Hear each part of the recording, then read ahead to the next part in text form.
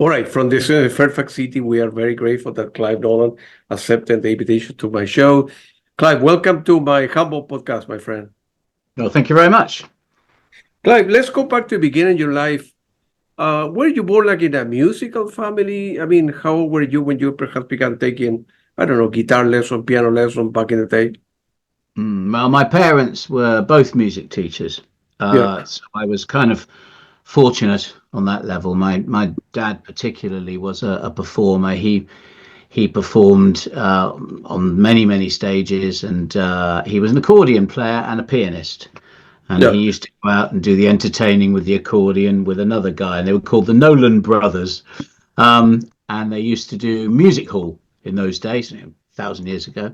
And when the curtain closed, they come out in front, play some fancy pieces while the big scene was changed, ready for whoever the star of the show was or whatever.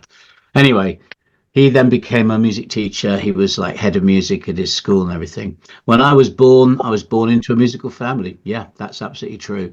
Um, Very first thing I ever heard as a child musically was Beethoven's Fifth, because my mum had these headphones in the hospital and she put them down near me, and they just happened to be the channel she was listening to. It was in the middle of Beethoven's Fifth Symphony, so that was my first thing. I don't remember it, but yeah, they obviously gave me a lot of advantages from that point of view. They taught me a lot about music from a very early age. Funnily enough, because I was given all that sort of extra training when I went to school as a very young child, I always remember being quite bored in the music lessons, and my parents got a report one year. I must have been about, I don't know, four. And it just said, Clive shows no interest or aptitude in music whatsoever. This is a path he will not be following. So I hope you have that you can frame it somewhere, yeah, oh no, my mum's got it. I mean, somewhere in her place over there, she's still got it. They found it most amusing. But to be fair, I was probably looking bored because everything they were trying to show us, I'd already done with my parents probably in advance. So, there we right? go. But yeah, they gave me a lot of support. My dad was a great pianist, so when I started learning the violin, he was able to, play the piano to accompany me when you do all those exams, grade one, two, three, four, whatever. And he was always the man who sort of, he'd accompany me. So I had a lot of opportunity to rehearse with him, which is going to make the performance better, which would, of course, give me an advantage as well.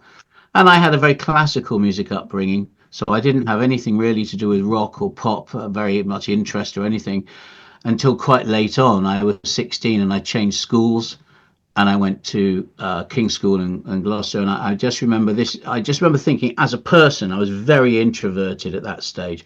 And I just decided when I changed schools, I would change personality almost. I would act a different person. I felt the need to be somebody else. So I went to that school, and I sort of became more like I am now. But it was probably several weeks of acting, and then it became natural. But one of the other things I did was I started asking the people around me what they listened to, and they were giving me these tapes, cassette tapes in those days of, I don't know, Iron Maiden and AC/DC and all the rest of it.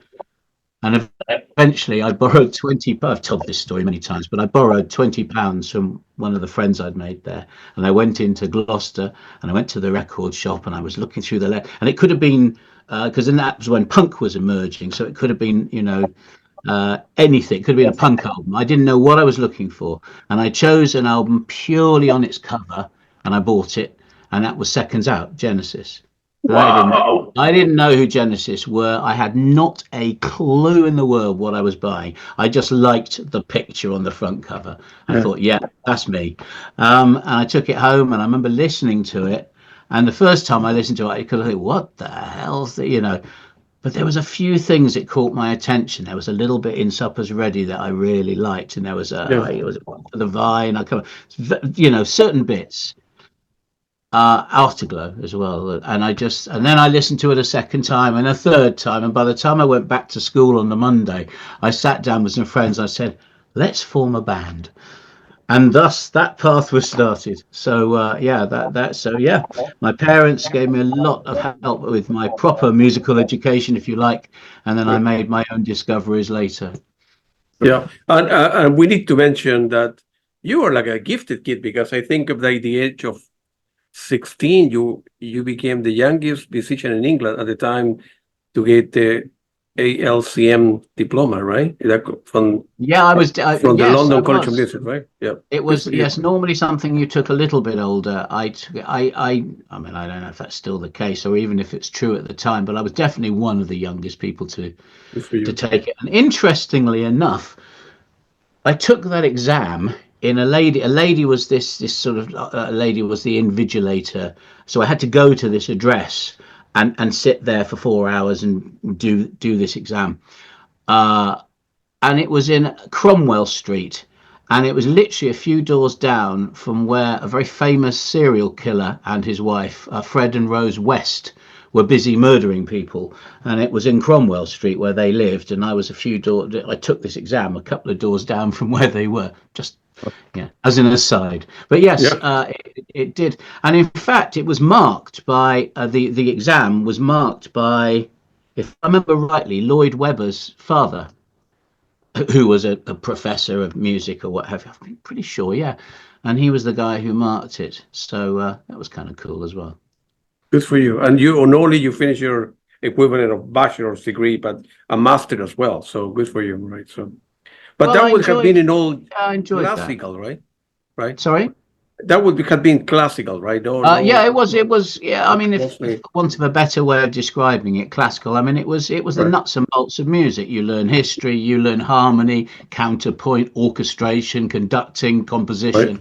Those are the things. I mean, particularly for me, conducting, orchestration and composition were the kind of main things that I pursued.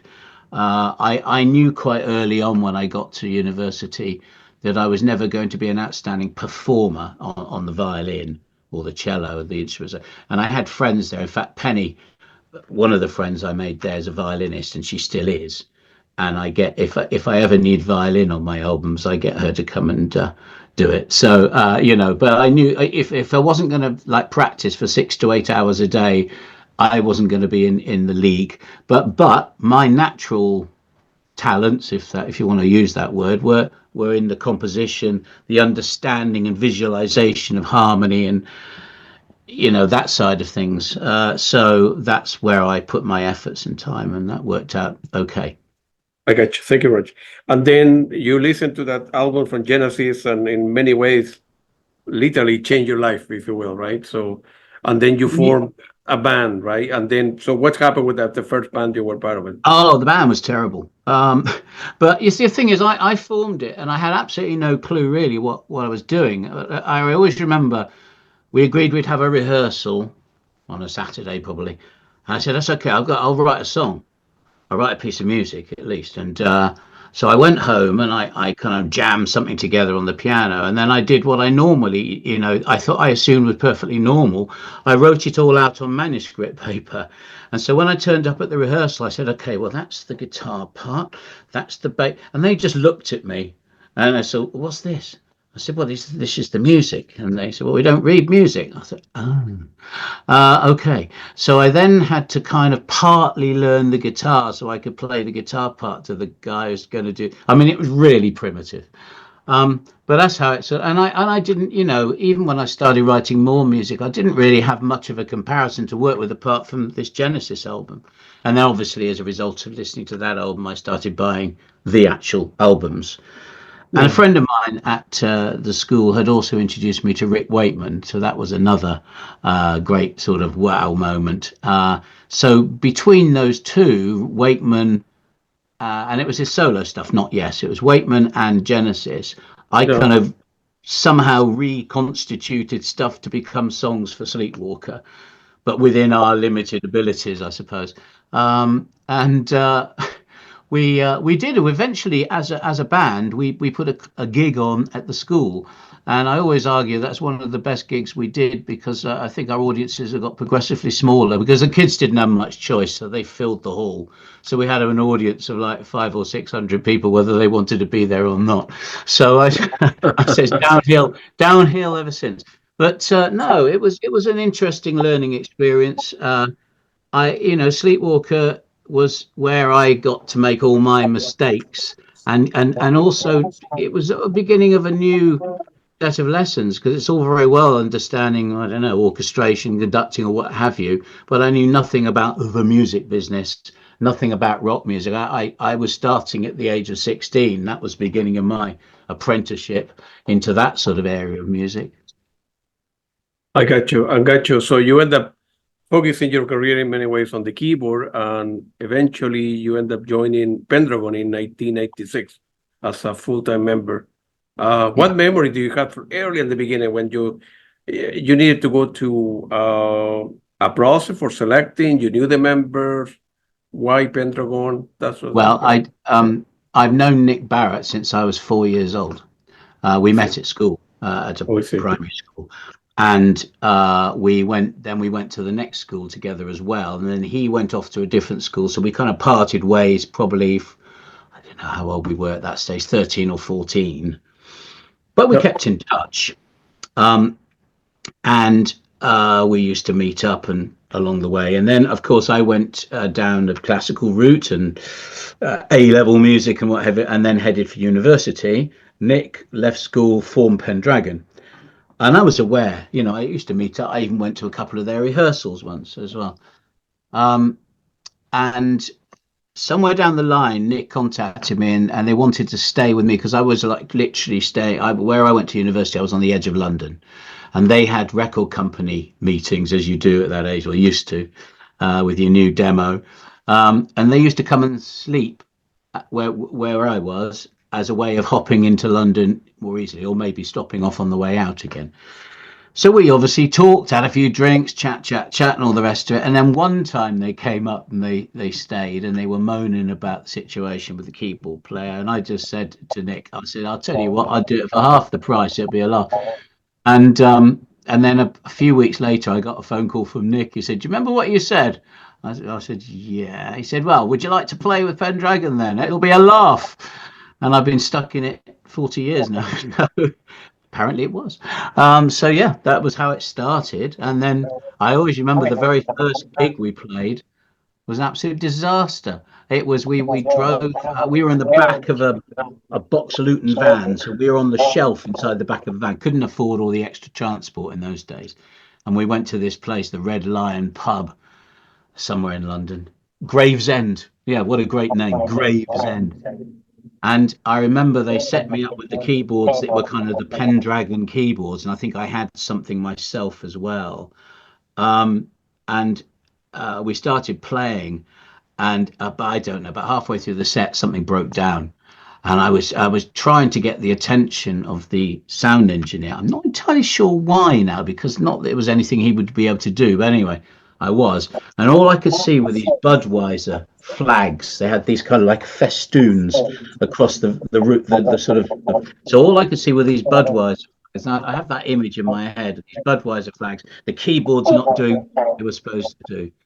Yeah, that was tough. It's got better since. But yeah, I have seen the band many times. It's great music. Great music. And of course, some years later, you end up forming Shadowland, right? With Carl, right? Yeah, And well, then you became as a keyboardist, composer, lead vocalist, and so on and so forth. So yeah, I mean, I started off going down my own route with Strangers on a Train, yeah, and Tracy Hitchings was the singer for that. And then I wanted to do this thing, Shadowland, because I've been writing these songs, and I'd sort of come to the conclusion I might as well sing them myself rather than mess around trying to get a singer to do exactly what I wanted them to do in the first place. So I'd already done some stuff in a different guise, and I wanted to do the Shadowland album. And I had an agreement with the record label that if I wrote Tracy a solo album, they would let me do the Shadowland album. So I did Ignorance to Ecstasy, which was Tracy's solo album, and then off the back of that, I got to do the first Shadowland album. So it did work out in the end, and yeah, it was fun. We made 3 albums, and we did quite a lot of gigs back in those days. We did, in those days we did quite a lot of touring, and it was an interesting experience being the front man of something like that. And it was again, it was a great training because the very first, I always remember the first Shadowland gig we did, and I was just standing there, almost frozen at the front of the stage. And I remember Carl was over there, and we watched a video afterwards. Somebody had videoed it, and we just thought, my God, we are terrible. This is boring as anything. And that was the beginning of where I started looking at other frontmen, other singers, and what they did. And I always remember one of the biggest influences was Magnum in terms of just, Bob Catley and his sort of stuff on stage. So next time we went out on stage, and there was another piece of advice someone said, it's always good if you stare at the exit sign at the back of the venue, it looks like you're looking at the audience and all this sort of stuff. And Carl was sort of getting the same kind of thing from what he was doing. And when we came on stage next time, we came on with vengeance. And it worked really well. We had a lot better attitude, and so again, all part of that learning process. Yeah. Then feel free to elaborate on the song, right? Shadowland did 3 albums. We did Ring of Roses, that was the first one. Through the Looking Glass was the second one, and Mad as a Hatter was the third one. The third one probably I was wrong. Yeah, Mad as a Hatter. I gotta be honest, I don't remember much about it now. I remember, I think at that stage, I was already kind of thinking beyond. Shadowland had kind of reached a point where, Carl was sort of moving away, not moving away, but moving off with Threshold. That was the thing it was kind of getting, because that was his band, his music and stuff. It makes sense. And I was already starting to think beyond Shadowland because we'd sort of reached a kind of a point where it didn't feel like there was any forward movement. And I was starting to think about the world of other bands, if you like, other ways of going about things, even the musicals and things like that. Yeah, I mean, Mad as a Hatter was great. The only thing I think we didn't ever really properly do was tour it afterwards. That, like I say, we'd sort of reached that point. So I don't have a great. I mean, the album I remember recording of Shadowland the most was the first one, because I always remember one of our most popular songs was Ring of Roses, and I remember we'd been recording the album, and I said to Carl, we're short of a song. And he said, well, I don't know, we've got this much. And I said, no, we need something. And I remember he went and had a cup of tea in the kitchen. And he just left me to my own devices. And by the time he'd come back, I'd written Ring of Roses. It was very fast. And it was just, I think I got this thing. This could work. We need some guitar and we need to do this. And I got to finish writing the lyrics. But basically, I'd done this. And that song was slammed into the album at the last minute. And ended up being one of the most popular songs we ever did. Absolutely. That's the way it goes. Yeah. Yeah. Good for you. A couple of years later, in 1995, you end up forming Arena, right? With the drummer Mick Pointer, right? That's it. Yeah. And I think you guys did a tour, 30th anniversary with a 2025 tour, right? Is that correct? Well, we've done a lot of tours. The last tour, crikey, the 30th anniversary, that sounds about right. We would have done the 30th anniversary. I kind of lose track of what the titles of each of the tours are, but Arena have done more touring. We've done more gigs than Pendragon in the longer time I've been in Pendragon. I mean, Arena did a lot of concerts. Yeah, I mean, there was a period, certainly the first, the first 10 to 15 years, we were intensely touring. I think, the last 10 years, it sort of emptied out a little bit because we were just thinking, well, we wanted to be a little bit more choosy about the gigs we played, I suppose, a little bit. And also, I mean, I'll be honest, I'm as the years go by, I'm less keen to sit on a tour bus for, 6 weeks.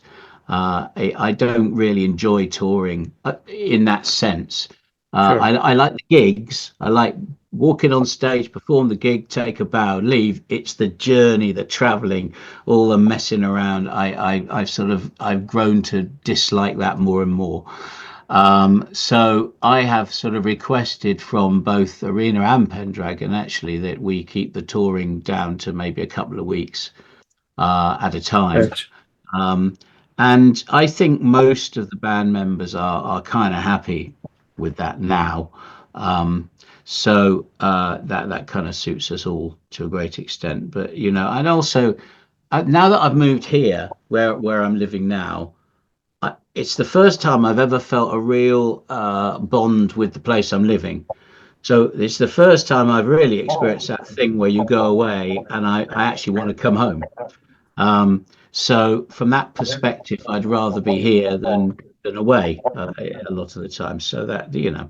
But I Interesting. guess as life progresses, attitudes change and you develop as a person, and that's where I happen Absolutely. to be Yeah. now. Absolutely. Absolutely. At your level, Clive, is it still hard to make a decent living as a musician? Because, in order to make money, you need to tour, right? And you mentioned, well, I like to do 2 weeks is fine, and then I can come back home, right? In terms of sale, fewer and fewer people over the world are buying CDs and buying vinyl, T-shirts, and so on and so forth. So, and then of course, with the streaming, at least in Spotify, you need to have like a million hits to get a check for ten And dollars or 20 something. pence. Yeah. Yeah, to get a cup of coffee or something. Yeah. How you can a musician manage and that advice for a younger, if your kid, your son, your nephew were to go into music, would you go do it again or I think it's changing. It's right? changing a lot. To be absolutely honest, it's very hard to make a living as a Yeah, musician if you want to do your own thing. yeah, I mean, if you want to play in an orchestra, or if you want to be, for example, conducting or in an orchestra that's in the West End and you have a regular job every night you go and you play the violin for the orchestra in Phantom of the Opera or something like that, then you can make a living. Of course you can, or on cruises and stuff like that, or a session player. But I yeah. think if you try and walk out there to do your own thing, original, I hope, but you know what I mean, your own unique Yeah, no, thing, absolutely, I understand. Yeah. it's a lot harder to make that earn money unless you happen to be up there with the Elton Johns of this world. So you have to kind of do a lot of things. I mean, that's what I found out. I had to.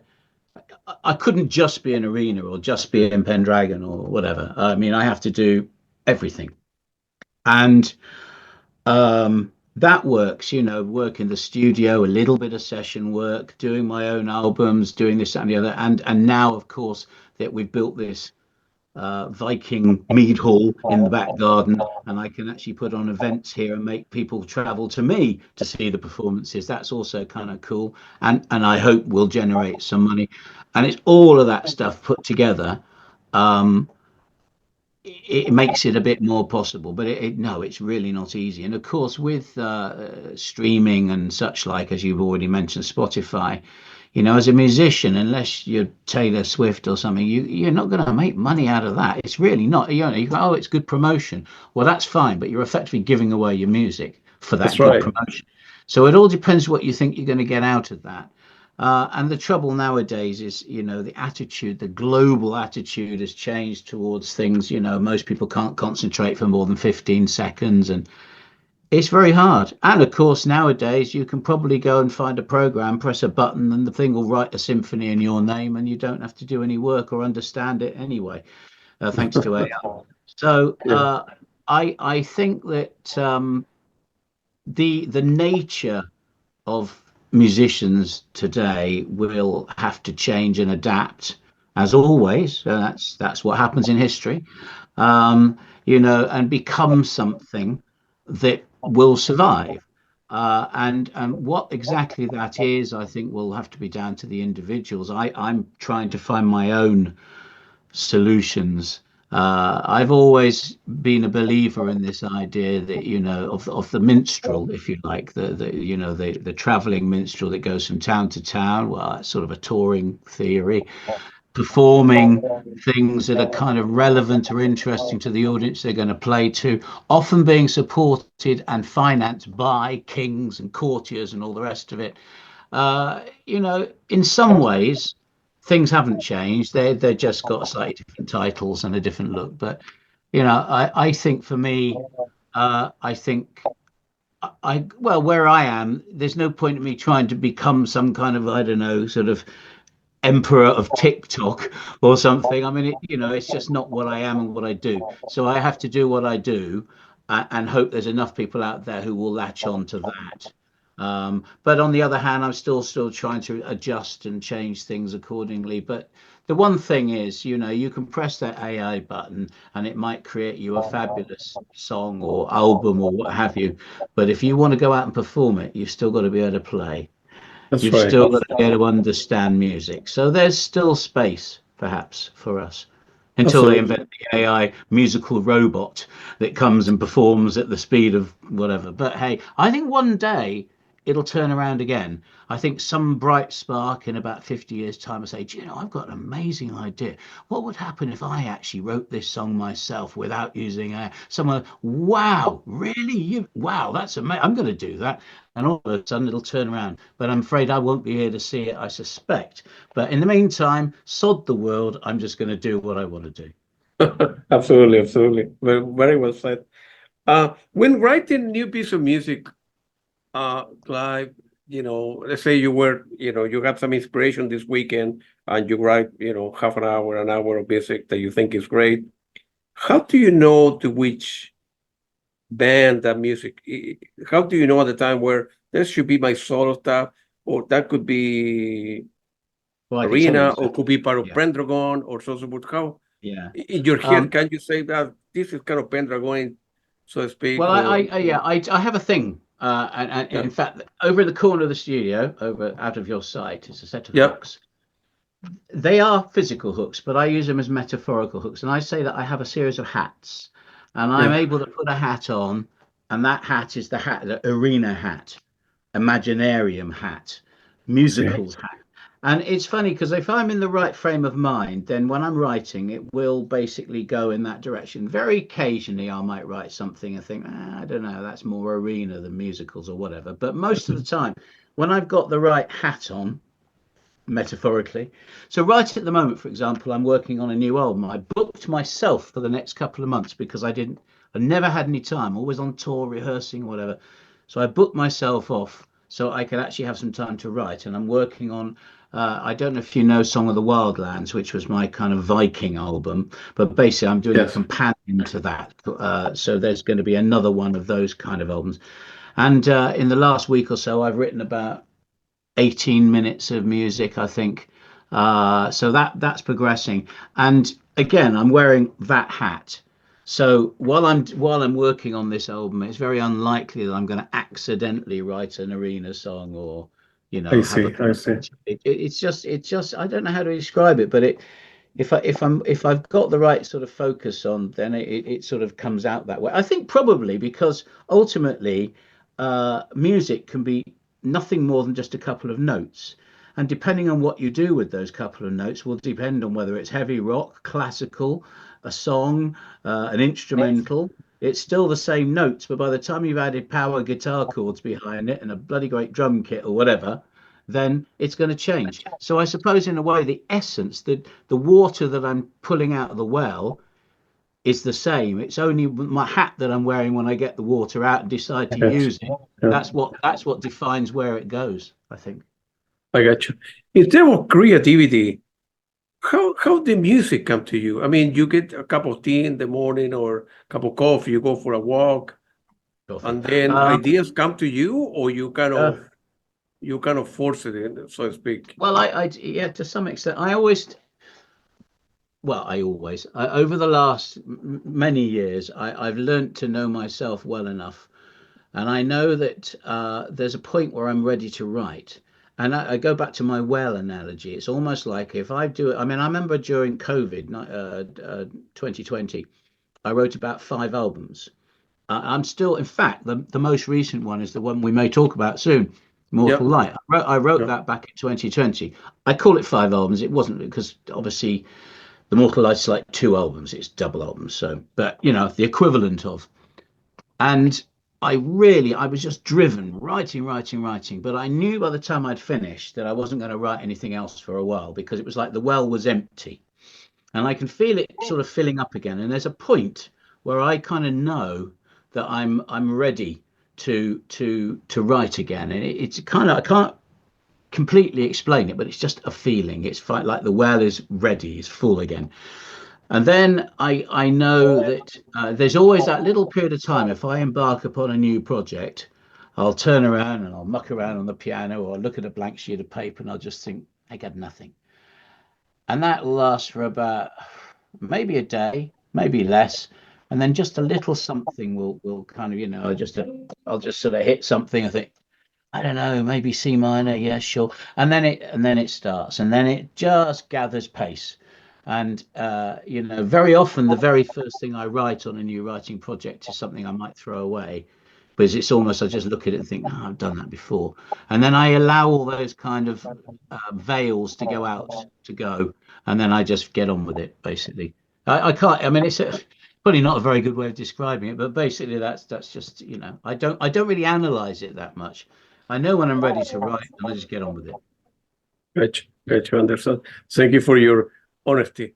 And of course, beside your, progressive rock ventures, you have written a lot of work. So the first one I want to mention is the rock opera She, that was based upon the novel of Rider Haggard in, I think it was 2008, 20 years ago almost.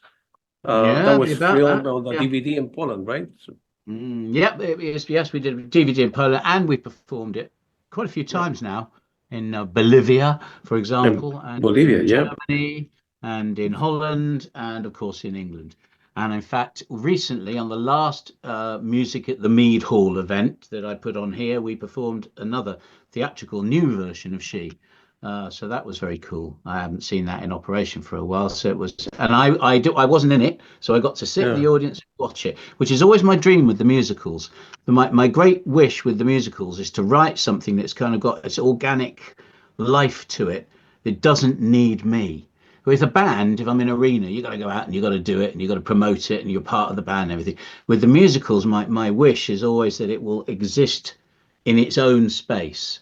And so, in a way, seeing She performed with a director and a cast, and none of it was me, was felt like a great achievement in its own sweet way. I provided the venue.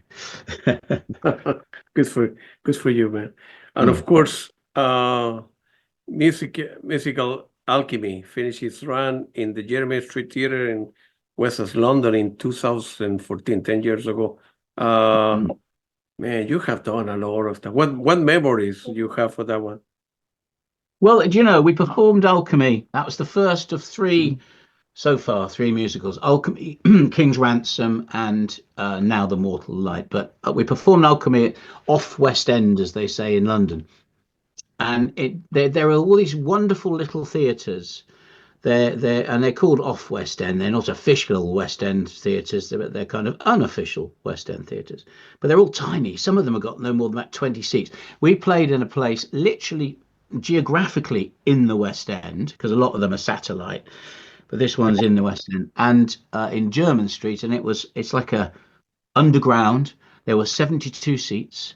Amazing. It was great. Really amazing to be doing this sort of West End experience. And we had to kind of what do we want to put it? Remold the musical to make it work for that space and the scene changes and all the rest of it. So that was another challenge. And the challenges of working in this theatre with all their rules as well. It was quite amazing.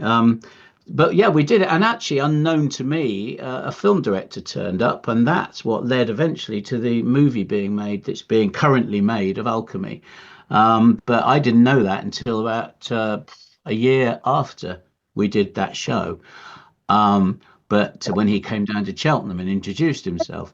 But it was an amazing experience. And I always remember we had this rule in the West End Theatre. I don't know about every one of them, but this one, we had to be out by 12. Everything had to, on the last night, we were there a week. On the last night, the Saturday night, we had to be, and the theatre had to be reverted to exactly as it was when we found it. In other words, if we'd painted anything on the stage floor, or if anything had been nailed to the, everything had to be put back exactly as it was. And if you went 1 minute past, you were charged this incredible surcharge. It's like, like overtime, like £1,000 an hour after 12 o'clock. So it was like a military campaign. We'd already planned it all in our sort of, discussions. And so the moment the show was over, which finished about 10:30, everyone went into overdrive. Get the costumes, pack them away, blah, blah, blah, blah, blah. And it was like this absolute hive of activity. And I remember it was about 11:45, and I walked out onto the street just outside the theatre, and I was just standing there thinking, I think we've done it. The last things were being packed into vans and cars, and I just stood there. And this bloke just shambled past me and walked down the street, and I just looked, and I looked at him from behind. And I was thinking, I know who that is. And then Andy Sears came out. He was one of the characters in the musical. He came out. I said, that's Bill Nighy, isn't it? And we looked, and he said, it is. And I just looked at him. I said, shall we? And he said, let. And we literally chased down the road. Never done this before, but chased down the road. Excuse me. And stopped him and had a word and got our photographs taken with Bill Nighy. And he was very nice. He'd just been doing his own show in the proper West End, and that was kind of, as far as I was concerned, the icing on the cake of that week was meeting Bill Nighy. So there we go. Good for you. Good for you. Good story, actually.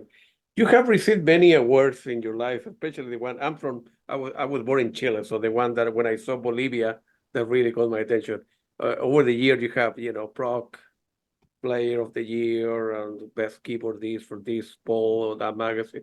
Any one in particular you say, well, it was very significant for me because it was a breakthrough in my career, or it meant a lot to me because XYZ reason. Anyone in particular you look and say, man, that make a big difference in my life? I don't know if it made a big difference in my life, apart from to me it did. And that was the citizen of Santa Cruz. I got awarded a medal in Bolivia, for my services to international relations.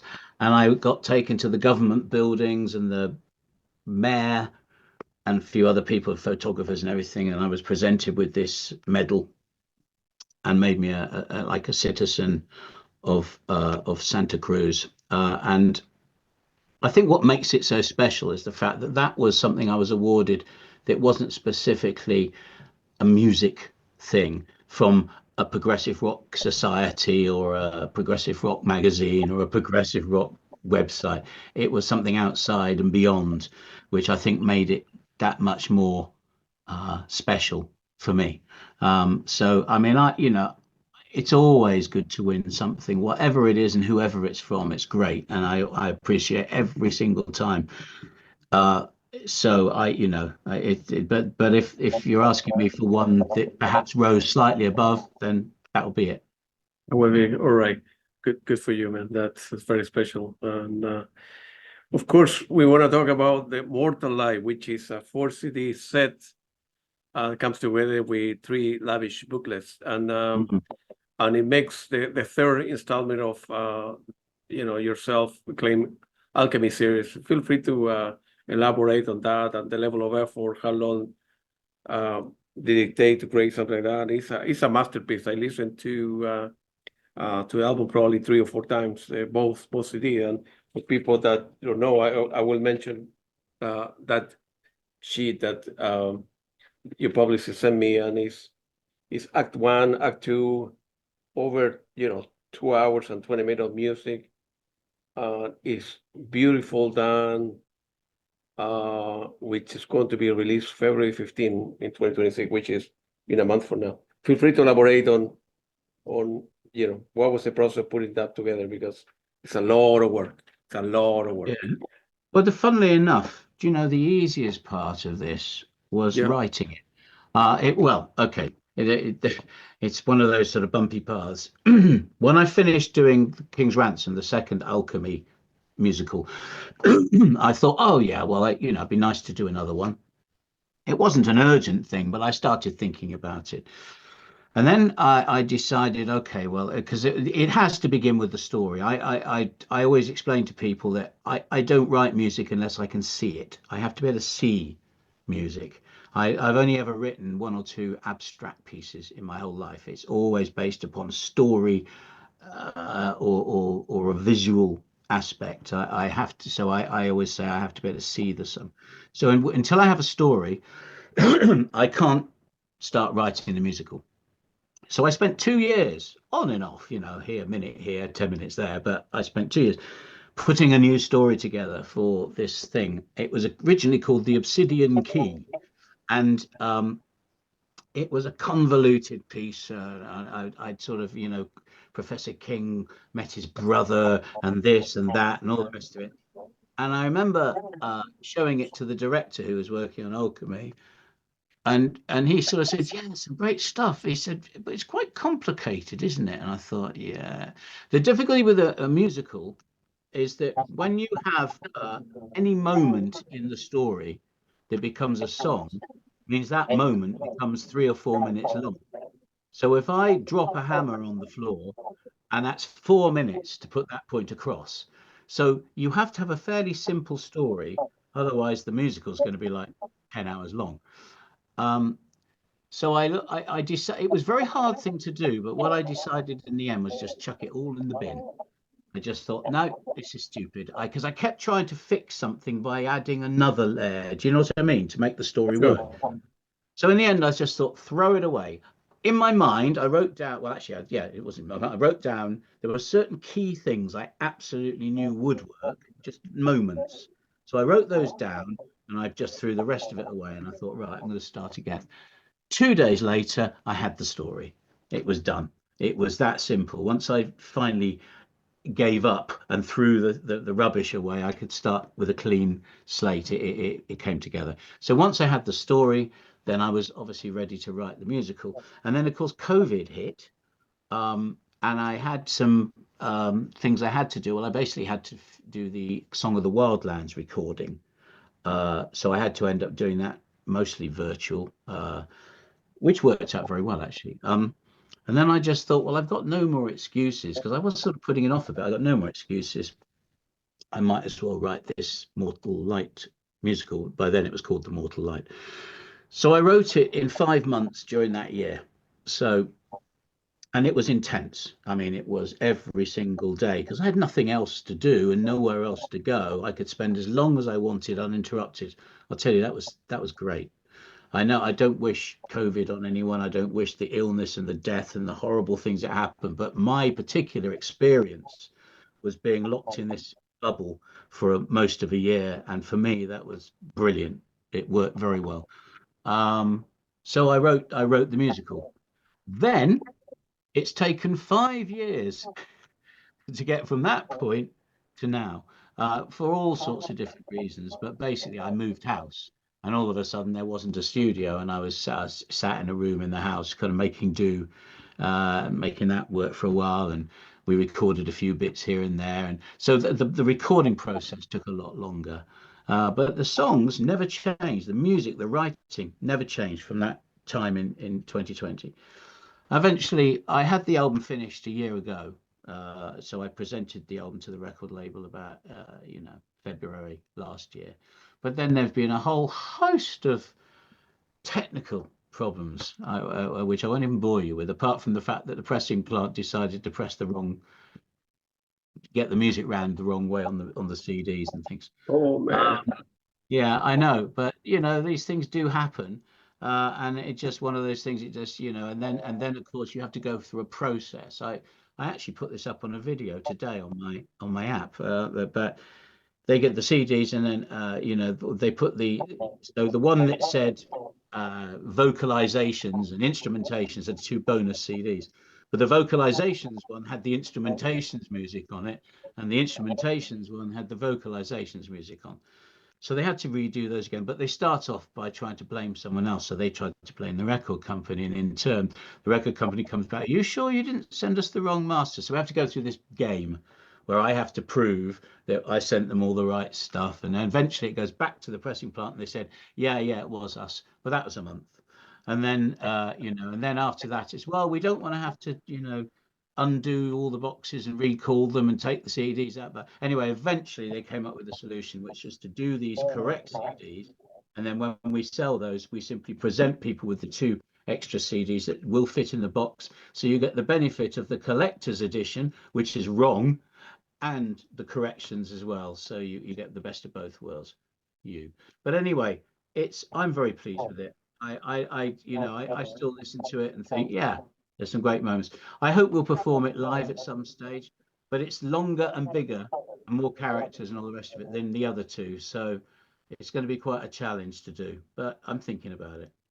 Maybe in West End London, hopefully down the road, Well, the difficulty with the West End, off or West the End, equivalent, is right? it's an expensive business because Yeah, I remember when they said, okay, look, this was what, 10 years ago now. We went there and I agreed all the deal with the theatre. And if I remember rightly, it cost about £7,000 to hire the theatre. yeah, And I'd already worked out that if we're going to charge a sensible price on it, because they said, well, you shouldn't charge more than this and less than that. So I sure. had a limit of what I could charge for a ticket. And I'd already done the maths. Said if I sold out every single night, I would still lose money. Yeah. So it's kind of a promotional bit, like Spotify. It's a promotional exercise. It's not a financial one, and it all depends whether what you think will come out of it. Now, of course, I have to say something very good did come out of the last time we went there, but my goodness, was it an organizational nightmare? So I would think probably the most likely is that I will see if I can put together a production and we'll put it on in the mead hall and make a whole weekend of the experience. And I think that'll be Sure, great. sure. Is the album, you mentioned the CD box set, is the album is going to be released on vinyl as well, or unlikely? Um, well, that's up to the record company. They did King's Ransom on vinyl, and I think vinyl sells pretty well in Scandinavia, but not necessarily so much elsewhere. So I don't know whether it will be worth it them doing. I mean, there's no plan that I'm aware of, but they might. They might. Have their I work will cut be, out. I will be the first one to buy 5 copies to give it Well, to some they're going to students. have a maths problem because the album itself is about 2 hours and 20 minutes long. I That's didn't right. limit. Normally, when I do musicals, I aim for 1 hour and Yeah. 50 minutes, Act One, Act Two, because Okay. that's the kind of West End standard. But this Sure. time, I just thought it's not going to be in the West End. I don't care. I'm just going to write what I want. So it's 2 hours and 20 minutes. So fitting that onto, you're going to have a lot of vinyl. It's going to That's be very right. thick. So I don't know, that financially might not necessarily be what they want. But hey, who knows? They might. Yeah. And you mentioned that the album is going to be released to the public next month, the 15th of February. Uh, Yeah, finally. do you know, well, probably they cannot tell, but are the sales or the promotion going okay? I mean, you should be able to at least break even, I, make a little bit I, I of money, haven't got or a you clue. know, no idea. Well, I don't, fortunately, I don't have to worry about the finances because it was financed by the record label. So Yeah. I'm not having to worry about that particular aspect of it. I always had a funny attitude towards CDs of musicals. I don't, if I'm being honest, I don't mind so much about the sales. I shouldn't say this because it's not good for the record company. That's Of right. Yeah. course, we want it to sell. Of course, we Yeah. do. I'm not so obsessed with the sales as I would be with Arena or Imaginarium, because to me, the musical is what happens on stage. This CD, this box set, for example, and the other two are a testament to the musical as it exists. But from the moment this hits the live circuit, the stage, it will evolve. So, for example, in Alchemy, there's already a new song I've written for that, which and it's like She, when we did it again, I took some music out, I brought a new character in, I wrote new music for it. It's evolved. In fact, I am thinking of doing a new recording of She because it's changed a lot since the original version. And to me, that's the beauty of the musical. It's an evolving, organically existing thing. So I'm not as obsessed about the CD sales. I hope it will sell, of course, but I certainly don't know what the Mm. situation is. But when we eventually do more shows and events at the Mead Hall, I'm sure I'll sell plenty here, if nothing else. So In general, when you begin writing a new piece of music or any type of music, the characters come to you first, the music come to you, or you go back and forth. You say before, like, right, if I bring a new character, that means I need to write 6 minute piece of music, and now we're talking about 3 hours, 3.5 hours, 4 hours. So you add more character, of course, the music become more complicated, longer, and then you need to go on hit when you're done, and your hit is done, revise it and say, man, if I end up erasing the last 30 minutes, that means that the last character will not be in, and it's a try and off kind of well, how if you once your the original musical's written, because remember I said I wouldn't write it until I've got the whole. I I keep looking over in that direction when I'm talking about things I'm yeah, writing because I've got a board yeah, and I I got write it. notes and things, and it's sitting over there for the new album that I'm working on at the moment. But Yeah, what I remember, I were in the room I used to be in. I had these cupboard doors, and I used to stick post-it notes. So when I'm putting a story or a narrative together, even a concept album like for Arena, I put the yeah, little post-it note. That's what happens first, then that, then that. Oh, hang on a minute, maybe that could go there. And I can, that's why I say I've got a bit of visualize. I have to visualize yeah, literally what's happening, the structure, but I also visualize the story and whatever. But once the musical's written, I mean, like in the case of She, I realized that I hadn't really I dejected the comedy element. And somebody from the West End, I had a meeting with them, and they said, you know, when you do a musical, you've got to have comedy, tragedy, action, sort of in insular moments, and this. You got to have everything. It's all got to be crammed into that couple of hours. So I started thinking, right, okay, well, there's this character Job who I'd taken out, who I thought, well, no, I think I need to bring him back. So I went with that thought, and there was also a song in there which I thought was too sweet. Later, just towards the end, there's a song. It was called "The Night Before," and it's like a duet between the Queen and Leo. And I just thought, oh, I don't know, it's a bit too saccharine. So I decided to take that out um, and sort of rejig the end section. And then I started thinking about the Job thing, and I thought, well, actually, I can interject Job into a lot of the stuff that already exists by just giving him a well, line here, stealing a line there, adding his voice to a multi-voice piece. And he only really needs one song to define who he is. So I wrote this song, I'd Rather Die at Home. Happy number. And I put that in Act Two, which of course I'd given myself 4 minutes space.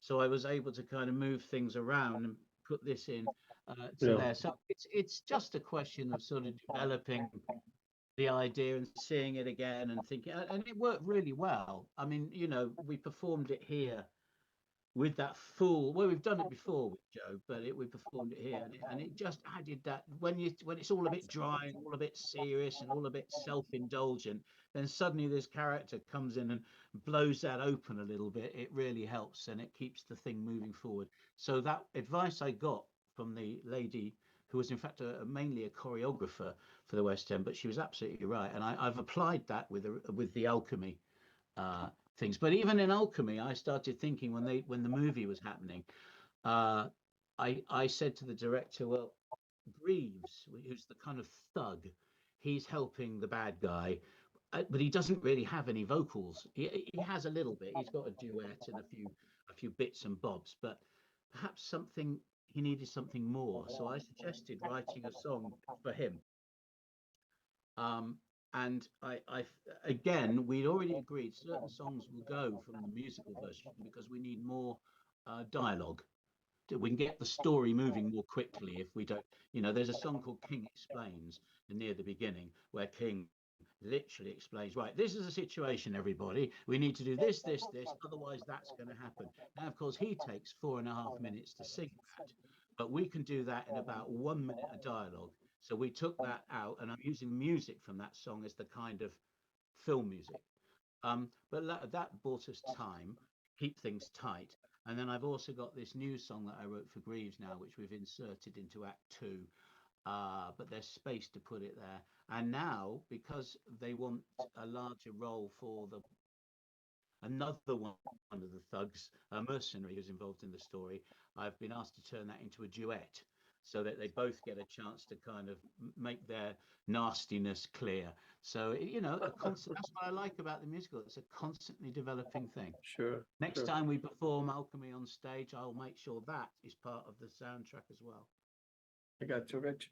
Clive, thank you very much for your time. This unbelievable, very well put together, excellent album, The Mortal Lie, and I'm quite sure that we will do many interviews down the road again because you're always working new stuff and stay healthy, my friend.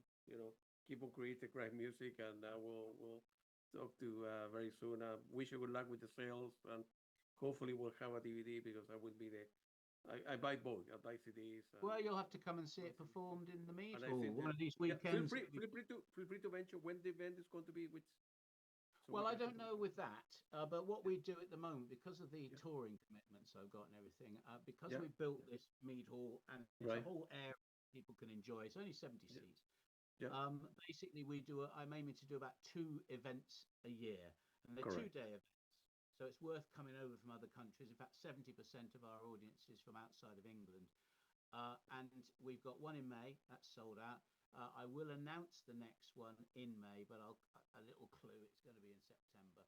But I will announce it once I know what the act is going to be.